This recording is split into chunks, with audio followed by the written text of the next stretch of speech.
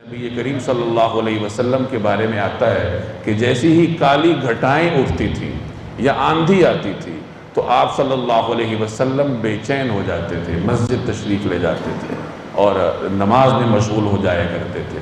بعض روایات میں آپ کی بے چینی ایسی منقول ہے کہ آپ اتنے بے چین ہوتے تھے کہ کبھی اندر جاتے تھے کبھی باہر آتے تھے، کبھی اندر جاتے تھے کبھی باہر تشریف لاتے تھے۔ ایک مرتبہ آپ سے پوچھا گیا کہ یا رسول اللہ، جب کالی گھٹائیں اٹھتی ہیں تو آپ اتنے اضطراب میں کیوں آتے ہیں؟ تو آپ نے فرمایا کہ قوم عاد پر بھی ایسی کالی گھٹائیں اٹھی تھیں۔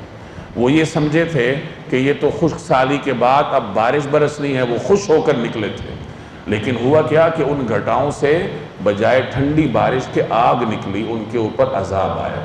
اس سے ہمیں یہ معلوم ہوا کہ ایسے حالات میں آدمی کو اللہ کی طرف متوجہ ہونا چاہیے۔ یہ جو ہمارے ہاں پکنک کا رجحان ہے، اگر کہیں سیلاب آتا ہے تو لوگ ان علاقوں کو دیکھنے کے لیے چلے جاتے ہیں، عبرت کے لیے نہیں، شغل میلے کے لیے۔ اسی طریقے سے تیز آندھی کو، تیز بارش کو لوگ انجوائے کرتے ہیں، تفریح کے لیے باہر نکلتے ہیں، تو یہ طریقہ کار ٹھیک نہیں ہوتا۔ باہر نکلنا چاہیے، لیکن باہر اور ٹھنڈی بارش سے لطف اندوز ہونے کا بھی ہر ایک کو حق ہے، لیکن دل کے کسی کونے خدرے میں خوف بھی ہونا چاہیے کہ کہیں یہ بارش ہمارے لیے آزمائش کا سبب نہ بن جائے۔